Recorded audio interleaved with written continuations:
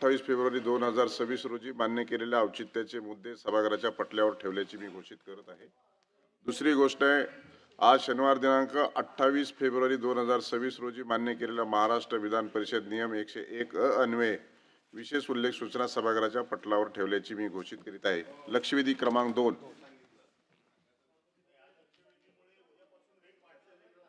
म्हणजे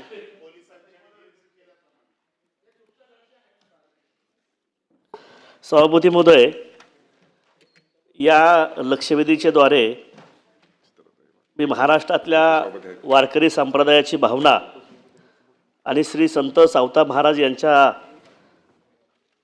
अनुयायांची भक्त मंडळींची भावना सभागृहाद्वारे मंत्री महोदयांपर्यंत पोहोचवत आहे। सभापती महोदय, मी मागणी केली होती की श्री संत सावता महाराज समाधी सोहळ्याच्या निमित्तानं श्री विठ्ठल रुक्मिणी मंदिर देवस्थान पंढरपूर या ठिकाणी पांडुरंगाच्या मूळ पादुका या सोहळ्यासाठी आणाव्यात, ही मागणी माझ्या मागच्या अधिवेशनामध्ये सुद्धा मी सभागृहामध्ये केली आणि आजही लक्षवेधीद्वारे मी या ठिकाणी करतोय। सभापती महोदय, या मागणीला एक धार्मिक आणि आध्यात्मिक आधार आहे। आपल्या सर्वांना माहिती आहे, या महाराष्ट्राला संतांची एक थोर परंपरा आहे। अनेक संत या महाराष्ट्राच्या भूमीतनं जन्माला आले, परंतु आपल्या सर्वांना माहिती आहे की सर्व संत पांडुरंगाच्या दर्शनासाठी पंढरपूर या ठिकाणी जायचे, परंतु एकच संत असे होऊन गेले की ज्यांच्या साठी साक्षात पंढरपूरचे पांडुरंग महाराज संत शिरोमणी सावता महाराजांना भेटण्यासाठी तीर्थक्षेत्र आरण या ठिकाणी सोलापूरला ठिकाणी आलेल्या ही आध्यात्मिक अशी आधार या मागणीला आहे। आणि इतकी मोठी परंपरा, एवढा मोठा आधार असताना सुद्धा संत शिरोमणी सावता महाराजांच्या समाधी सोहळ्याला जवळपास 730 वर्ष पूर्ण होत आहेत आणि आम्ही सर्वांनी मागणी केली की या सोहळ्याच्या निमित्तानं पांडुरंगाच्या मूळ पादुका या सोहळ्याला घेऊन याव्यात। मंत्री महोदयांनी अतिशय सकारात्मक उत्तर दिले की या संदर्भामध्ये देवस्थान समितीच्या बैठकीमध्ये आम्ही विषय आणू आणि त्याच्यावरती चर्चा करू। परंतु सभापती महोदय, उत्तरामध्ये असंही म्हटलेलं आहे की संत शिरोमणी सावता महाराज समाधी सोहळ्यासाठी विठ्ठल रुक्मिणी मंदिर समिती मार्फत पांडुरंगाच्या मूळ पादुका घेऊन जाण्याची परंपरा अस्तित्वात नाही।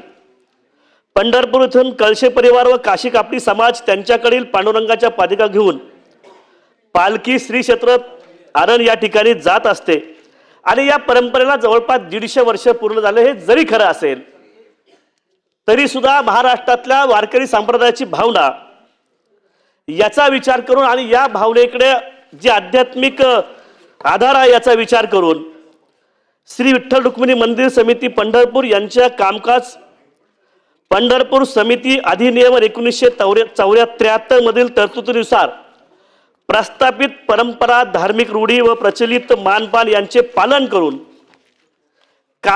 कळशे परिवार आणि काशी कापडी समाजाच्या पांडुरंगाच्या पादुकासह विठ्ठल रुक्मिणी मंदिराच्या समितीकडे मूळ पादुका घेऊन या तरतुदीमध्ये दुरुस्ती करून समाधी सोहळा जुलैमध्ये होणार आहे। या जुलैच्या समाधी सोहळ्याला पांडुरंगाच्या मूळ पादुका घेऊन येण्याचा आदेश आपण समितीला देणार आहोत का? आणि दुसरा माझा उपप्रश्न असा आहे की उत्तरामध्ये असं म्हटलेलं आहे की 28/7/2025 रोजी संत शिरोमणी सावता महाराज धर्मदाय न्यास आरण येथील या संस्थेने सोहळ्यासाठी पांडुरंगाच्या मूळ पादुका श्री विठ्ठल रुक्मिणी मंदिराच्या समितीकडे आणण्याची मागणी केली, परंतु 12/7/2025 रोजी तीर्थक्षेत्र आरण येथील संत सावता बुवा महाराज देवस्थान न्यास यांनी मंदिर समितीच्या पत्राद्वारे कळवले की अशी प्रथा परंपरा व मानकरी याचे सेवेमध्ये कुठलाही हस्तक्षेप समितीने करू नये अशा पद्धतीचं पत्र दिलं होतं। ज्या संत सावताबुवा महाराज न्यास यांच्यावरती भ्रष्टाचाराचे आरोप आहे, ज्या संत शिरोमणी सावता महाराजांची इतकी मोठी आध्यात्मिक परंपरा असताना या समाधी सोहळ्याला 750 वर्ष पूर्ण होत आहेत आणि राज्याचे मुख्यमंत्री आदरणीय देवेंद्र फडणवीस साहेब 2024च्या या सोहळ्याला आल्यानंतर त्या तीर्थक्षेत्राचा बकासपणा पाहून त्यांनी शेकडो वर्षाची ही परंपरा असलेल्या क्षेत्राला तीर्थक्षेत्र अचा दर्जा द्यावा ही जी वारकरी संप्रदायाची मागणी होती आणि या तीर्थक्षेत्र क्षेत्राचा विकास करावा या मागणीला न्याय दिला आणि सभापती महोदय 200 कोटी रुपयांचा विकास आराखडा राज्याच्या मुख्यमंत्र्यांनी त्या ठिकाणी दिलेला आहे आणि तीर्थक्षेत्र अरण याला अचा सुद्धा दर्जा या ठिकाणी दिला. परंतु या संत सावताबुवा महाराज न्यास यांनी या परंपरेला विरोध केला. यांच्यावरती भ्रष्टाचाराचे आरोप आहेत. ज्यांनी त्या क्षेत्राचा विकास करणं अपेक्षित आहे हा विकास त्यांनी केला नाही. या ट्रस्टची आपण चौकशी करणार आहोत का? चौकशी करून प्रशासक नेमून चौकशी करून या न्यासला आपण बरखास्त करणार आहोत का? असे 2 माझे प्रश्न आहेत. मी आपल्याला विनंती करतो की याचं उत्तर आपण द्यावं. माननीय सभापती महोदय, सन्माननीय सदस्य योगेश टेडेकर यांनी जी लक्षवेधी आणली याची वस्तुस्थिती अशी आहे की जी पांडुरंगाची जी पादुका आहे ती पादुका ही मूळ पादुका ही पंढरपूर ते आळंदी आणि आळंदी ते पंढरपूर अशा पद्धतीने 2014 पासून ही प्रथा सुरू आहे. दुसऱ्यांदा पांडुरंगाची पादुका ही 2015 पासून ते मुक्ताई अंतर्धामपर्यंत नेणे आणि आणणे ही एक परंपरा सुरू आहे. परंतु सन्मान्य सदस्यांची जी मागणी आहे की ते अरण इथे मूळ पादुका आणावी, तर मूळ पादुका तिथे नेण्याची प्रथा परंपरा नाही. उलट 150 वर्षापासून अरण येथे सावता महाराज समाधी सोहळा वद्य चतुर्दशी या दिवशी त्यांच्याकडे असलेली जी पांडुरंगाची दुसरी पादुका आहे ती पादुका नेण्याची प्रथा आहे. आता कुठल्याही पूजा विधी परंपरा यामध्ये शासनाला हस्तक्षेप करायची इच्छा नाही. आज पंढरपूर मंदिर अधिनियम 1973 नुसार त्या ठिकाणी एक न्यास अस्तित्वात आहे आणि जसं की सन्मान्य सदस्यांनी संत सावतेबुवा महाराज न्यासच्या संदर्भामध्ये जो प्रश्न या ठिकाणी उपस्थित केला, त्यांनी जरी तक्रार केली असेल, त्यांच्या संदर्भात काही तक्रार असेल तर आपण ते निश्चितपणे ती द्यावी, त्याची वेगळी चौकशी केली जाईल. परंतु हा जो विषय आहे की मूळ पादुका अरण येथे न्यायची की नाही न्यायची हा विषय पूर्णपणे न्यासच्या अखत्यारीत आहे. आम्ही राज्य शासनाच्या वतीने न्यासला सूचना दिलेल्या आहे की पुढच्या बैठकीमध्ये या विषयात निर्णय करा.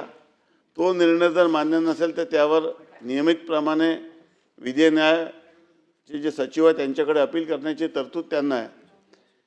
परंतु अशा पद्धतीने 150 वर्षापासून त्या ठिकाणी पूर्वीपासून एक पांडुरंगाची दुसरी पादुका नेण्याची जी प्रथा परंपरा सुरू आहे त्यावर काही लोकांनी हरकत जरी घेतली असेल, परंतु या संदर्भामध्ये अंतिम निर्णय हे न्यास घेणार आहे आणि न्यासने जो निर्णय घेतला त्या निर्णयाच्या नंतर या संदर्भामध्ये ज्या लोकांची मागणी आहे त्यांना योग्य ती त्या प्राधिकरणाकडे त्या संदर्भामध्ये अपील करण्याची तरतूद आहे ती त्यांनी करावी आणि त्यामुळे न्यासला पुढच्या बैठकीमध्ये या संदर्भात निर्णय करण्याच्या सूचना देण्यात येतील. सन्माननीय सदस्य अमोल मिटकर येते.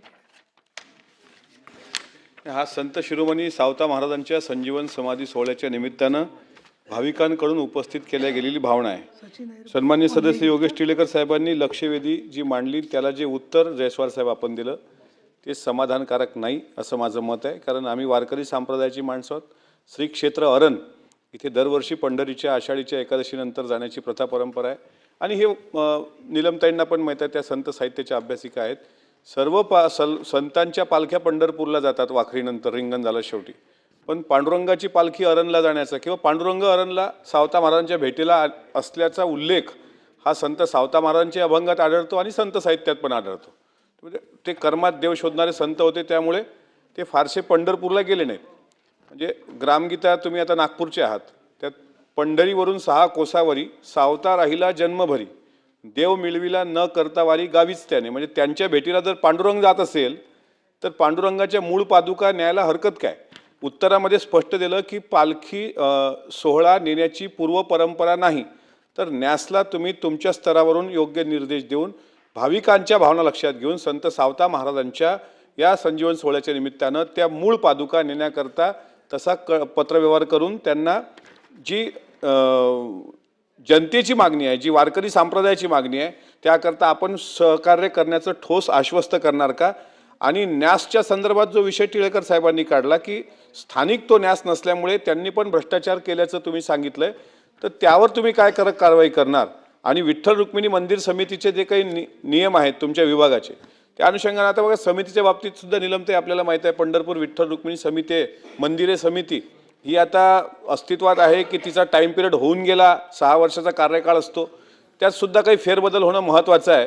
त्यामुळे ती सुद्धा जर समिती बरखास्त करण्याची वेळ येत असेल तर ती पण बरखास्त करणार का? आणि सावता महाराजांच्या विषयीच्या भावना लक्षात घेऊन आपण याबाबत जनतेच्या भावनेचा आदर करून या पूर्व म्हणजे पादुका तिथे नेण्यासाठी सहकार्य करणार का? सन्माननीय सदस्यांनी ज्या भावना या ठिकाणी व्यक्त केल्या त्या भावनेशी मी सहमत आहे, परंतु ही वस्तुस्थिती देखील नाकारता येणार नाही की तशी प्रथा परंपरा नाही. आम्ही न्यासला अशा पद्धतीनं सूचना देत आहोत की सर्व संबंधितांची बाजू आपण ऐकून घ्या.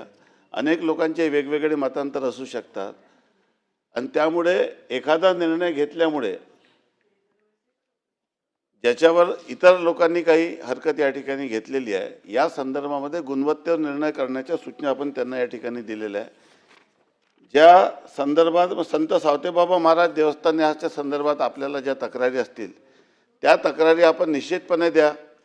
त्यांच्या कुठल्याही गैरव्यवहाराच्या संदर्भामध्ये आपल्या तक्रारी असतील तर त्याची चौकशी करून त्या संदर्भामध्ये आपल्याला अवगत करण्यात येईल.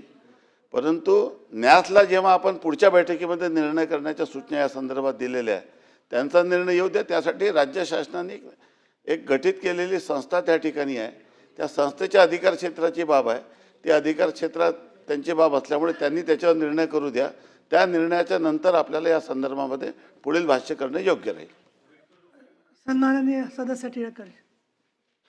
सभापती महोदय, मंत्री महोदयांनी सांगितलं की अशी कुठली प्रथा परंपरा नाही.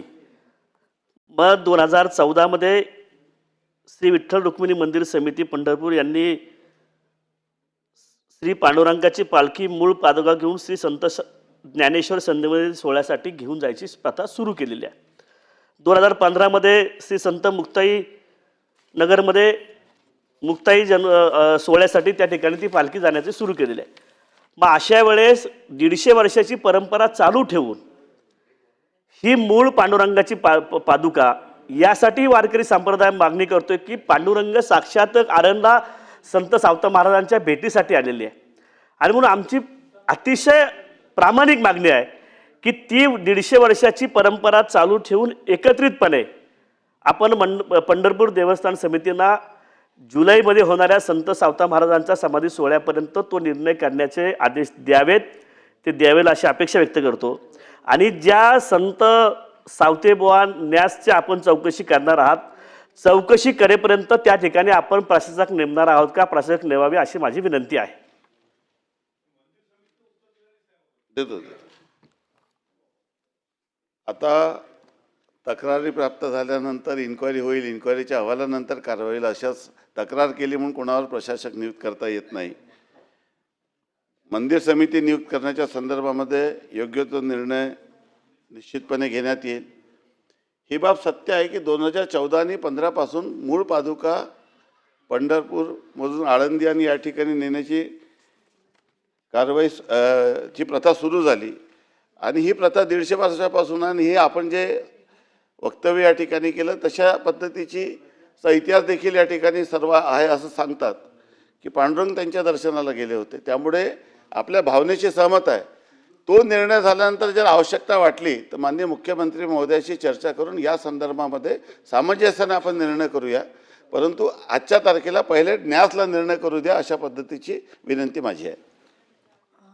सन्माननीय मंत्री महोदय, अत्यंत जिव्हाळ्याच्या विषयावर तुम्ही खूप चांगलं उत्तर दिलेलं आहे. कारण कुठेही वाद वारकरी समाजामध्ये वाढावा हा हेतू नाही आहे. परंतु न्यासाची परिस्थिती गेले 5-6 वर्ष पाहिली तर मुदत संपून गेलेली आहे आणि मुदत संपून गेल्यामुळे जवळजवळ बहुतेक सदस्य निवृत्त झालेले आहेत. म्हणजे ती नामधारी समिती आहे. अशा वेळेला त्यांनासुद्धा निर्णय घेणं अडचणीचं यासाठी होतं की कुठल्याही बाजूने निर्णय त्यांनी घेतला तर त्यांना वारकऱ्यांच्यामध्ये असंतोष होतो आहे. म्हणजे माझी आपल्याला विनंती आहे की न्यासाच्या बरोबर यातली कायदेशीर परिस्थिती आणि काही अभ्यासक असतील वारकरी संप्रदायांचे एखादी बैठक घेऊन त्या संदर्भामध्ये काय निर्णय सगळ्यांना सर्वसंमत होईल याचा प्रयत्न करावा अशी माझी तुम्हाला विनंती आहे.